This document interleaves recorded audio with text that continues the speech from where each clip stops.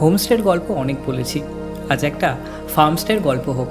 দার্জিলিংয়ের বেশ অনেকগুলো অফবিট জায়গা আমাদের এখনও অজানা। আচ্ছা, কখনো শুনেছেন পাহাড়ের কোলে সুইমিং পুল, পুরো চত্বরে একটাই ফার্মস্টে, আর দূর দূর অবধি শুধু পাহাড়ি ধান ক্ষেত? আগে হ্যাঁ, দার্জিলিং জেলার লোয়ার কোলবং অঞ্চলে ঠিক এমনই কিছু দৃশ্য দেখা যায়। আমি আর আমার দুই বন্ধু গেল মাসে এখান থেকেই ঘুরে আসি। সামনে সিকিম বর্ডার, ওয়েস্ট বেঙ্গল আর সিকিমের মাঝে বয়ে চলেছে রেলিং নদী।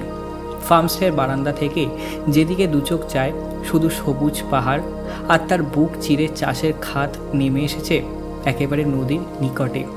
যদি একদিন বা দুদিনের পাহাড়ে নিরিবিলিতে অবসর সময় কাটানোর ইচ্ছে হয়, কোলপংয়ের দিদি মোহিনী ফার্মস্টে একবার ঢু মেরে আসতে পারেন। হোমস্টের রুম সংখ্যা মেরে কেটে 4টের মতন, তাই বিশেষ ট্যুরিস্টের ভিড়ও পাবেন না। একেবারে একান্তে প্রকৃতিকে খুব কাছ থেকে দেখার এবং তার মধ্যে মিশে যাওয়ার আইডিয়াল লোকেশন। তাহলে আর দেরি কেন, স্ক্রিনে তো ওদের নাম্বার শেয়ার করে দিয়েইছি। ক্যালেন্ডারে শনি রোববার ঘেঁষা একটা ছুটি দেখে ছোট্ট করে নর্থ বেঙ্গলের একটা প্ল্যান করেই ফেলুন।